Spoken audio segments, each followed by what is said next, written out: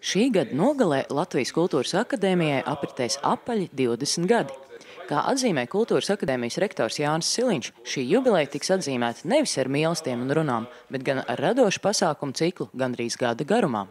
Kā arī teātra studiju bāzes ēkas sauktas Zirgu pasts rekonstrukcija, kas tiek īstenots ar Eiropas Reģionālās attīstības fonda un valsts atbalstu.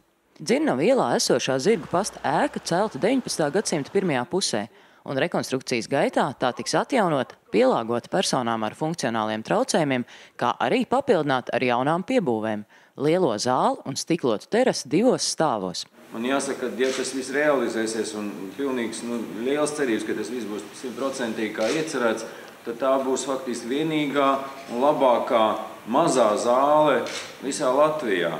Jo Latvijas teātriem ir tāds ārkārtīgs mīnus, kad kopjot un remontējot un pārbūvējot visu vecās teātra ēkas, nekad nav domāts par mazā formāta zālēm. Viņas viss ir kaut kā vai piemērotas, diezgan jāsaka šķībi piemērots, ļoti neizdevīgs, ļoti neparocīgs, vai zemiem griestiem, vai ļoti mazu skatuves ietilpību, ar tehniku tur ir problēmas. Un, ja tas viss realizēsies šeit, tad tā būs unikāla un brīnišķīga iespēja.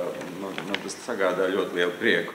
Kultūras akadēmijas jubilejas ietveros paredzētu virkni dažādu pasākumu, ar kuriem ik viens var iepazīties akadēmijas mājaslapā, bet no tuvākajā laikā paredzētajiem notikumiem jāatzīmē teātra aktieru diplomdarbu izrādes 27. un 28. novembrī Teātrī Skatuve, audiovizuālās mākslas studentu filmu skata 29. un 30. novembrī Kinoteātrī Rīga, kā arī kino nakts Crazy Night, kas notiks 4. decembrī. Šoreiz mēs radīsim filmas no Dānijas, Francijas, Itālijas, Vācijas, Zviedrijas, kā arī no Turcijas. Tātad šīm valstīm, kultūrās un valodās ir iespējams apgūt mūsu akadēmijas starpkultūru sakaru bakalaura studiju programmas.